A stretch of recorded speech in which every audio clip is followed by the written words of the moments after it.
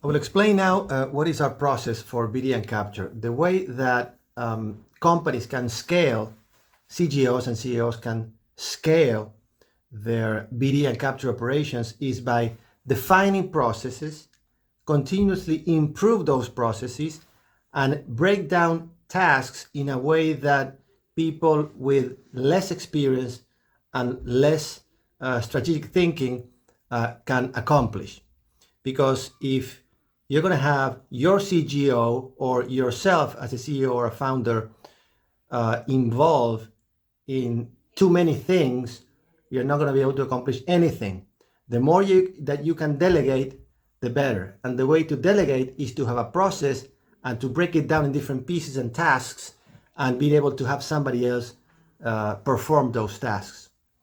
You should be thinking as BD and capture as a machine, and you should be thinking about yourself as the person who designs that machine. And that machine is in constant refinement because the reality changes and your capabilities and sophistication increases.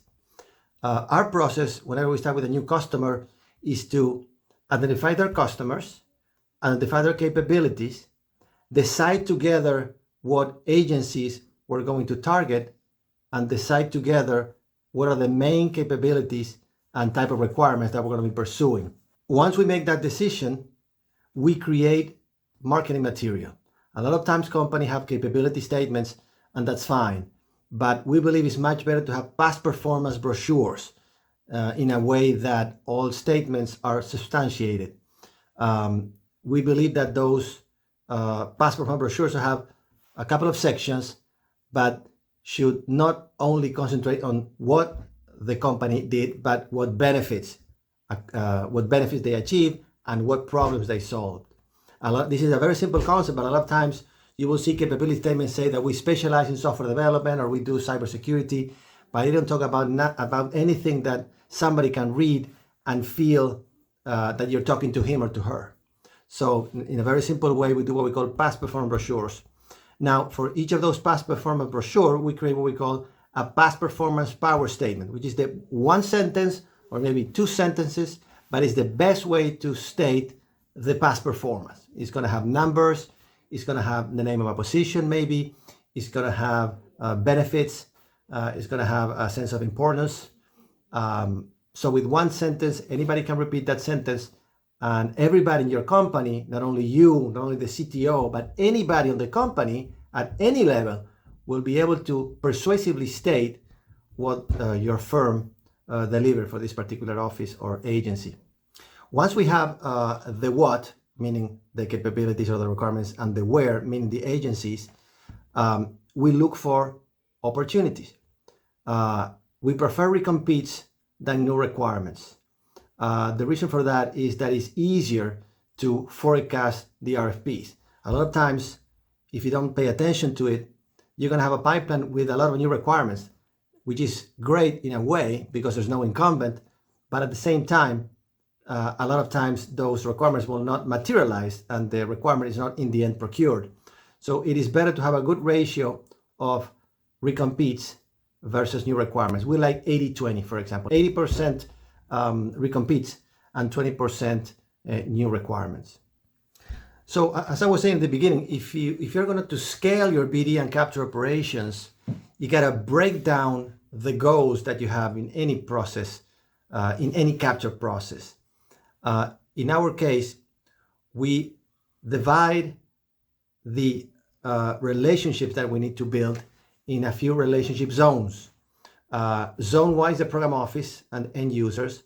Zone 2 is incumbent employees, key personnel, former feds that support that office, and current feds willing to move to the private sector. Zone 3 is partners and competitors. And Zone 0 is contracting office and small business office. Each of those people have different goals. But it is a good idea to break that down very clearly. So maybe you can give the easier zones to people with less experience and leave the more difficult zones to more experienced people in your company.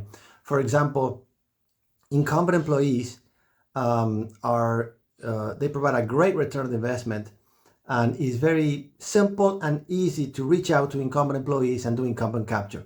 So you can delegate that pretty quickly provided you have a process for it, it is not that difficult.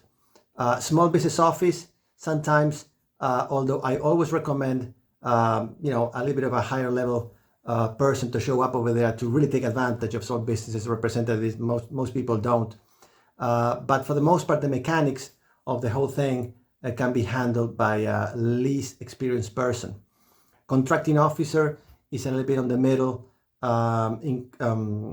Competitors and partners, there's a little bit in the middle. And the most difficult could be program office. In that case, the higher level person possible should show up in that call, because they're most difficult meetings to get, and sometimes the more difficult to make them meaningful. Most likely when you have a incumbent employee call, you have a proxy incumbent employee call, you have a you have a potential partner call, there gonna be progress. But sometimes meetings with a program office are totally wasted, because sometimes we show up and throw up, we talk, we don't ask, we don't generate a dialogue. So those could be a little more difficult. So maybe those are not that you cannot delegate those as much. In terms of the pipeline, in order again to scale, you gotta be able to break things down in different pieces. That's why we don't recommend to have very, simplified pipelines that say pre-qualify, qualify, capture, and propose. In order to be able to scale and to break things down and be able to delegate to different people in your organization, we recommend to divide in the following stages. Selected opportunities as the parking spot, because sometimes you put an opportunity in a stage and you don't know if something is being done or not. So the first one is the parking spot. Nothing is being done there. The second one is identifying relationships. This can be something that you can delegate. This is to identify the partners, identify the incumbent employees, identify the contracting office, identify the small business office, identify the program office stakeholders, although this can be a little bit more challenging. But for the most part, you can identify people and have them all listed for your call plan and your contact plan in that stage. That is the identifying relationship stage. The third one that we have is the very simple gap analysis. The gap analysis is very simply to put all the tasks in a table in Excel and to figure out which ones you can do and which ones you can't do.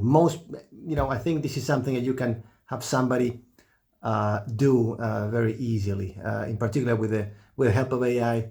If somebody doesn't understand certain topics, they can ask AI if that is something the company does or not, and they will do it. The next one, number 4, is creating value proposition. This could be a little bit more artistic, and this is to make sure that you have a message for the different relationship zones that are related to what their goals are.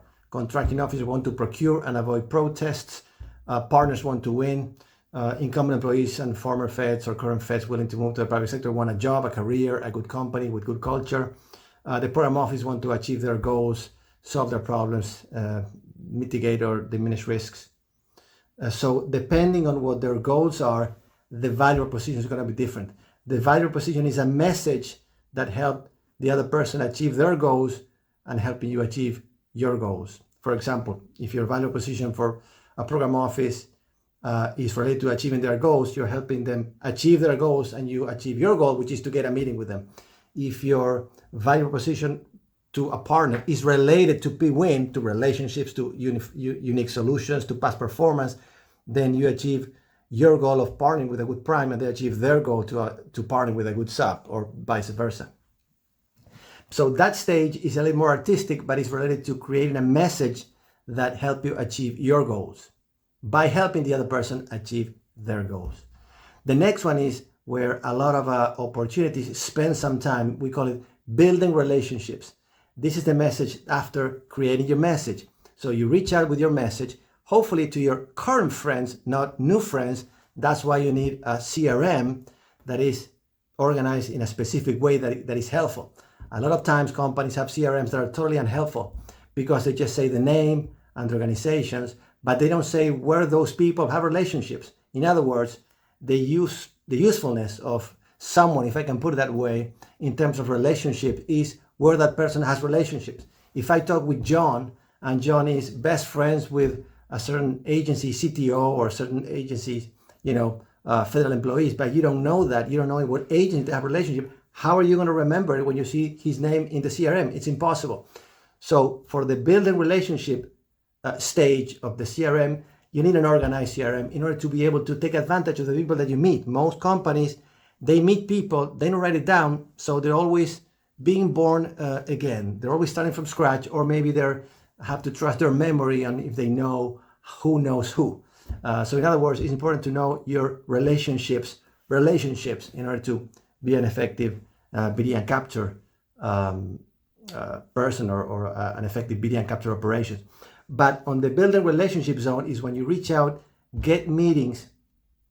And I think it's important at this stage to have the results organized. It is so much information that you need an efficient way to organize and document efficiently and rapidly all the information, which is the meetings and the conclusions that you get after the meetings.